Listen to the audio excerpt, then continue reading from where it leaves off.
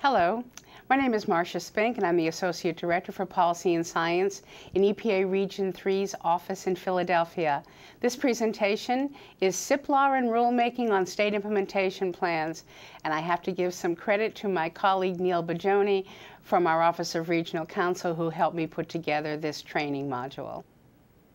This training is not legal advice. For specific issues and legal interpretations associated with a specific SIP revision, please consult your regional office.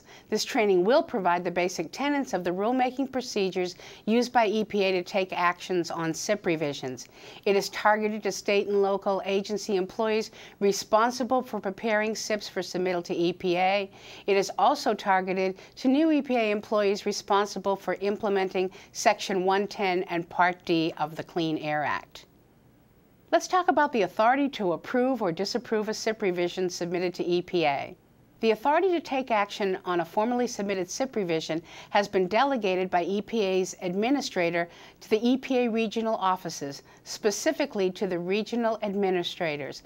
What this means is that when a SIP revision is submitted to EPA by a state, it is submitted to the EPA regional office. It does not go to EPA headquarters. The review, evaluation, and rulemaking is done at the regional level of EPA. However, there are caveats to this delegation. If the adverse comments are received during the notice of proposed rulemaking's public comment period, the portion of the final rulemaking notice that responds to those adverse comments must be reviewed by EPA's Office of General Counsel in Washington, as well as the Office of Regional Counsel, prior to the RA signature and publication of that final rulemaking notice. In addition, if the action taken by the regional office breaks new ground, in other words, it's the first time the action has been taken by the agency on a given SIP or SIP element, or the rationale that the regional office has for approving or disapproving the SIP revision departs from previous agency policy or guidance, the region taking this action must invoke the SIP consistency process. As I explained, each of the 10 regional offices has the authority to approve or disapprove SIP revisions, and we want to be consistent across the country. Now, the SIP consistency process is a pre-decisional, internal EPA deliberative process. A regional office need not necessarily invoke the SIP consistency process, even if an action is the first we're taking in the country, if that action is consistent with an implementation rule or published guidance. The SIP rulemaking process. Now, EPA SIP rulemaking is done under the authority of the Federal Administrative Procedures Act, or the APA. Interestingly enough, it is not a rulemaking subject to the requirements of Section 307D, rulemaking provisions of the Clean Air Act. That's the provisions of the Clean Air Act that are used to do national rules by EPA, but SIP rulemaking actions are under the APA. Now, state SIP rulemaking action is done pursuant to the Clean Air Act, Title I, and 40 CFR Parts 51 and 52, as well as state law. Let's talk a little bit about the APA rulemaking process. Under the APA, EPA must publish all proposed rules in the Federal Register. We almost always provide a 30-day public comment period for interested parties to comment or object to the proposed rulemaking action. There are some good cause exceptions where we can skip the public comment period, but those are mostly done when we're dealing with an administrative SIP revision, as opposed to a SIP revision that imposes additional requirements on municipalities or sources that emit air pollution. A final rule is published in the Federal Register, and the approved SIP revision is codified in 40 CFR Part 52. Final rules almost always become effective 30 days after the publication in the Federal Register of the final rule. Again, there are some good cause exceptions to make a final rule effective upon publication. Now, when I talk about 40 CFR Part 52, every state and territory in the country has a subpart in Part 52. And that is where we codify their SIP approvals. Now, there are forms of rulemaking. We can do sequential rulemaking, direct final rulemaking, or we can parallel process. It's EPA's decision as to what form of rulemaking to use. Sequential rulemaking, by far the most common form of rulemaking we use to approve or disapprove SIP revisions. a notice of proposed rulemaking is published, a 30-day public comment period is held, and then a final rulemaking notice is published. Direct final rulemaking. This is to be used for actions on SIP revisions widely believed to be non-controversial and where no public comments are anticipated. A direct final rule is published along with a companion notice of proposed rulemaking in the same edition of the Federal Register, same date, same Federal Register. The direct final rule is generally effective 60 days after publication unless, and that unless is unless public comments are received within the first 30 days. If public comments are received, EPA will publish a withdrawal notice of the direct final rule before its effective date. The direct final rulemaking becomes a sequential rulemaking, and that companion NPR that was published on the same day as the direct final rule, that stays in place, just as though all we published was that NPR. The comment period continues, and then EPA publishes a separate notice of final rulemaking.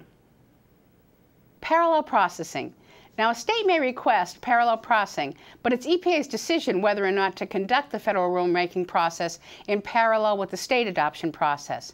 To request parallel processing, the state official authorized to submit SIP revisions sends a letter to the EPA regional office with a copy of its proposed rule. Such a request should also include a copy of the public notice the state has or intends to publish announcing the availability of its proposed rule for public comment, the public hearing, and informing the public that the rule will be submitted to EPA as a SIP revision. Now, we use parallel processing only when the state believes that there will be no changes made to its proposed rule at the time it is adopted as a final state rule. Why? Because when EPA publishes its NPR during the parallel processing of a SIP revision, it is the state's proposed rule that's in the federal docket and made available to the public for comment. If the state adopts a final rule that is different than the proposed rule, then EPA has to withdraw its NPR and publish a new notice of proposed rulemaking with the version of the rule the state actually adopted in our docket, and we make it available to the public for comment. If the state adopts its rule as proposed, then EPA may proceed to final rulemaking after the state makes a formal submittal of its SIP revision, including the final adopted rule. Now, the reason that I wanted to stress this during this presentation is, as you will recall, I said that to request parallel processing, all EPA gets is a letter from the state requesting it, along with a copy of the proposed rule at the state level and a copy of the public notice that the state either has already published or intends to publish to tell the people it's amending its SIP. Now, the formal SIP revision made to EPA of the fully adopted state rule must satisfy the completeness requirements of 40 CFR Part 51 Appendix V. What this means is that when we have parallel processed a proposed state rule, there are times when the state thinks that all it has to give us is the remaining portions of the SIP submittal that would have been submitted had it done regular rulemaking. But in fact, we need a formal SIP revision submittal at the time the final rule is adopted that satisfies all of the completeness requirements for a SIP revision. EPA's public comment process. When EPA publishes a notice of proposed rulemaking, it provides a variety of ways for the public to comment, including electronically. EPA does not hold public hearings on its proposed rulemaking actions to approve or disapprove SIP revisions. All comments received in accordance with the Notice of Proposed Rulemaking's instructions go into EPA's rulemaking dockets, both the paper docket maintained at the regional office and in the electronic docket that's available on the web. Records of phone calls, emails, and meetings with the state or other third parties that occurred during the comment period go into the docket if the final rule promulgation directly or indirectly depends upon that information.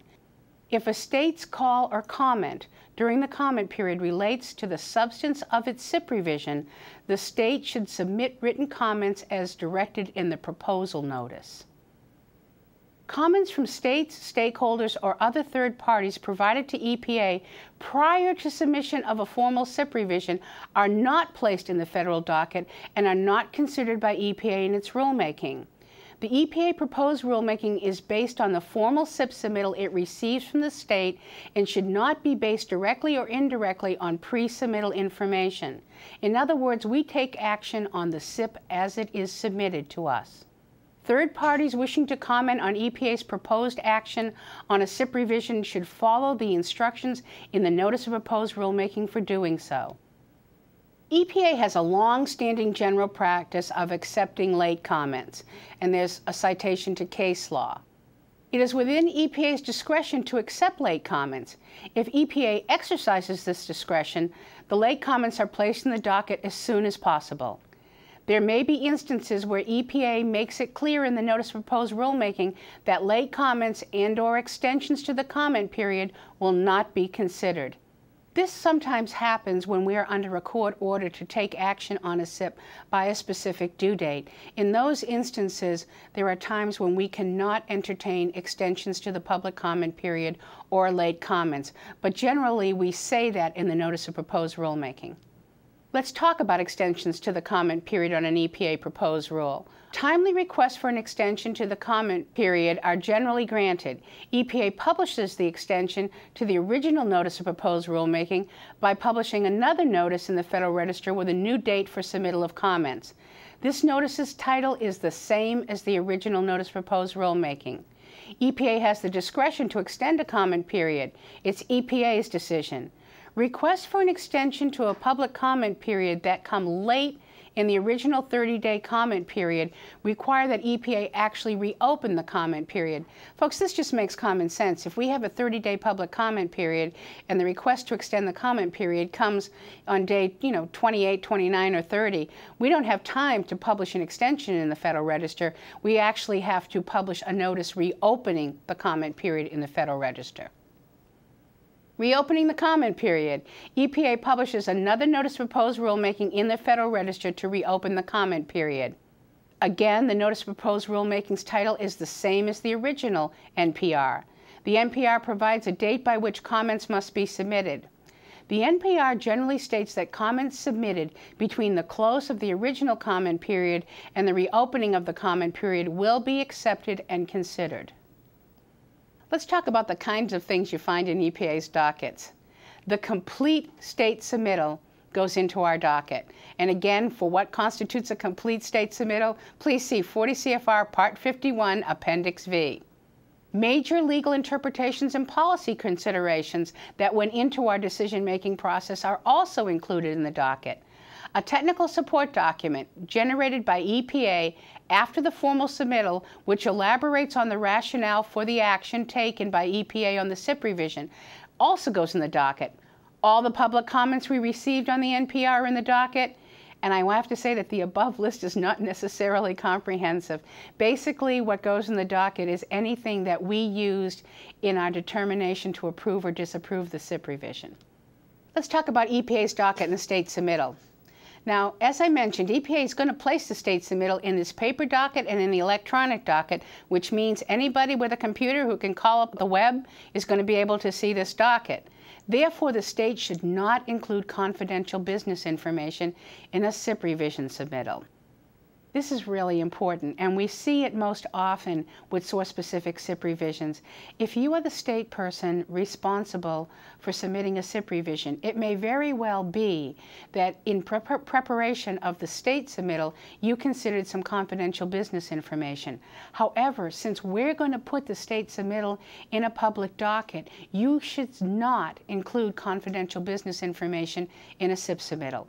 Now, if the state submittal does include copyrighted material, EPA will not put that material in the e-docket either, but the state should clearly label any copyrighted materials in its submittal. Again, I want to stress, be careful not to include CBI. The person at the state responsible for preparing a SIP submittal to EPA must be careful not to submit CBI, even accidentally.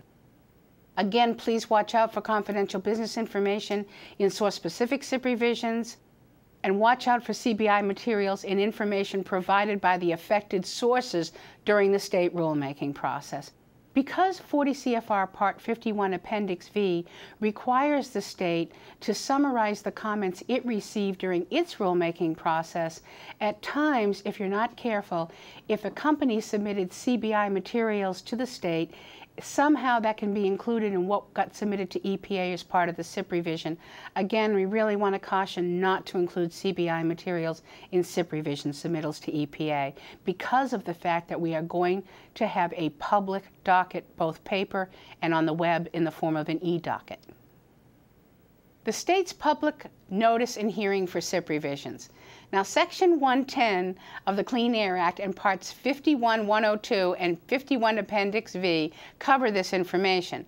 For purposes of satisfying 110 of the Clean Air Act, the purpose of the public notice and hearing is to inform the public that the state is requesting that their SIP be revised. Now, the state must allow the public to view and comment upon anything the state will submit to EPA as part of the SIP revision, including all the data and technical information in support of the SIP revision. The public notice and hearing may also serve as the public notice and hearing required by the state rule adoption process.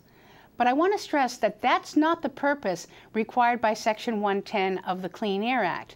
The reason that EPA requires the state to conduct a public notice and hearing process for a SIP revision is that the Clean Air Act requires that you inform the public that you're revising the SIP. For an example, we're going to talk about an issue associated with the rulemaking in the state public comment period. Now, let's say that EPA finds a SIP submittal incomplete or proposes to disapprove a SIP because the required emission inventory or some other technical information is incorrect. For example, some sources were excluded in the emission inventory available during the state notice and hearing process, or some of the data was incorrect. We often get this question: can the state supply the missing material to EPA to get its SIP submittal declared complete, or can the state supply the missing material during EPA's comment period so that EPA can proceed to approve the SIP revision? Well, the answer is no. It's required material that needs to go through the state notice and hearing process so the public can review and comment upon it. Furthermore, EPA cannot proceed to take final action to approve a SIP revision for which there's a pending proposed action to disapprove. What we're saying, folks, is that all parts of the state submittal must have been subject to notice and hearing at the state level in order for the SIP revision to be complete under 40 CFR Part 51, Appendix V. So what should have happened? Well, ideally, EPA would have informed the state that the SIP revision was incomplete and returned it versus publishing the proposed disapproval. The state would formally withdraw its SIP revision. The state would then take the entire SIP revision back out for public notice and comment with a complete emission inventory and then resubmit the complete SIP revision. If the resubmitted SIP revision is complete and approvable, EPA would withdraw its proposal to disapprove and then initiate the rulemaking process on the resubmitted SIP revision. What happens when EPA gets adverse comments on a notice of proposed rulemaking? Well, again, all comments are in EPA's rulemaking docket, both the paper and the e-docket. When EPA prepares its final rulemaking notice, it must consider all relevant comments. EPA SIP project officers are to confer with EPA attorneys to determine if a comment is adverse or relevant. This is a legal determination. The preamble of the final rulemaking notice includes a section wherein EPA summarizes the public comments received and the agency's response to those comments. So what happens when EPA gets adverse comments on a notice of proposed rulemaking? Well, the EPA attorneys from both the Office of Regional Counsel and the Office of General Counsel in Washington review the section of the final rule that summarizes and responds to the public comments. The reason that EPA must do a thorough job in the final rule responding to the comments is that in the event of litigation, judicial review is limited to what's on the record. In other words, on the docket of the final rule. So if in preparing a response to comment, EPA relies upon or references something that was not in the docket at the time of the notice of proposed rulemaking, EPA must add it to the docket of the final rule prior to signature. The record or the docket consists of the material available to the decision maker, the regional administrator, prior to his or her decision on the SIP revision. EPA will not add material to the docket after signature. The Administrative Procedures Act judicial review is based, with very rare exceptions, exclusively on the administrative record as it existed on the date of signature. EPA's job is to develop a record to support our action, whether it be an approval or a disapproval. Failure to raise the comment during the comment period generally waives a court's authority to consider it. What this means is that if someone later on wants to challenge EPA's final rule to approve or disapprove a SIP revision, if the litigant did not raise the comment on the record during the public comment period, generally the court will not consider it during judicial review. So what does that mean? It means that if anyone wishes to legally challenge the final action EPA took on a SIP revision, the challenger must have commented on the record during EPA's public comment period. The challenger is limited to challenging EPA's final action based upon the comments they submitted to the record. Now, about judicial review under the APA. It's interesting to note that when we are sued on a final rulemaking action to approve or disapprove a SIP revision, that lawsuit is in the Court of Appeals. Now, under the APA, the court must hold unlawful and set aside agency actions, findings, and conclusions if they are arbitrary, capricious, and abuse of discretion, or otherwise not in accordance with law, contrary to constitutional right, power, privilege, or immunity, in excess of statutory jurisdiction, authority, or limitations, or short of statutory right, without observance of procedure required by law, or, and this is the big one, unsupported by substantial evidence on the record. In other words, if EPA's docket is not robust enough to support the action it takes, that can make us liable to lose in court on the action taken on the SIP revision. The kinds of actions EPA may take on SIP revisions. There's a number of options under the Clean Air Act. EPA may approve a SIP or SIP revision in full or in part.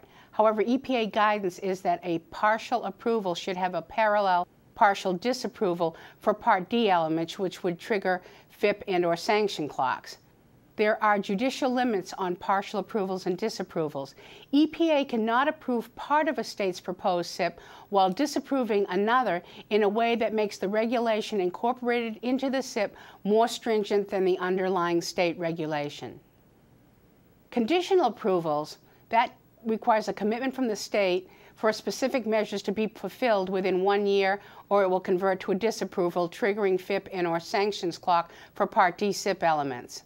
The commitment itself need not undergo state notice and hearing. The specific measures to be formally submitted to EPA to supplement the original submittal must, however, undergo the state notice and hearing process. The kinds of actions that EPA can take on SIP revisions also include limited approval, where the SIP revision strengthens the SIP but is not fully approvable. EPA guidance suggests limited approval should be coupled with a limited disapproval to start the FIP and/or sanctions clocks.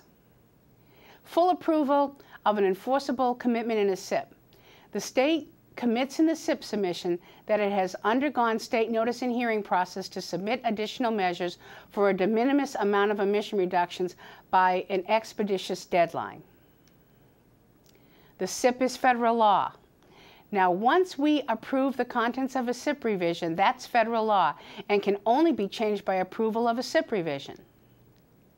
The state's interpretation of the regulations incorporated into the SIP, even if binding as a matter of state law, is not directly dispositive of the meaning of the SIP. In other words, once EPA approves a state regulation into the state implementation plan and codifies that approval in that state subpart of 40 CFR Part 52, that becomes federal law, and it's EPA's interpretation of the SIP that's binding. A plaintiff may enforce the plain meaning of a SIP revision even if the state interpretation is to the contrary.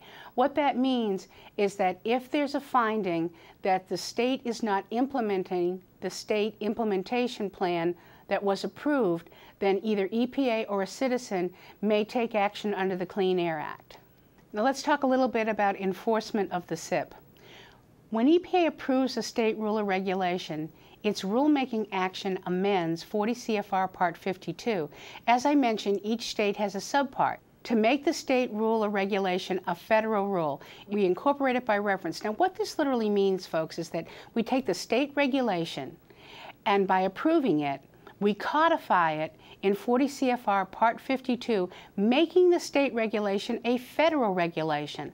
And therefore, EPA is as legally responsible to enforce a SIP as the state is, even if the portions of the SIP approved are more stringent than were necessary for approval. Now, what this means is the following. Often, a state will exercise its legal right under the Clean Air Act to adopt a rule or regulation more stringent than was necessary to secure federal approval. However, once that rule is submitted to EPA, we approve it as a SIP revision and incorporate it by reference in 40 CFR Part 52, EPA is as legally responsible as the state for enforcing that entire rule, even the provisions that were more stringent than were required for approval. Now, if EPA acts on a SIP revision, the EPA rulemaking is subject to challenge under the APA as a final action. Again, this lawsuit is in the Federal Court of Appeals. If EPA fails to act on a SIP revision within 12 months of the SIP being determined complete, or by operation of law, then EPA is subject to challenge under the citizen suit provisions of the Clean Air Act. This suit is in federal district court. What can a court do? The court could vacate the rule and remand it, meaning the rule is no longer in effect and EPA's actions are void.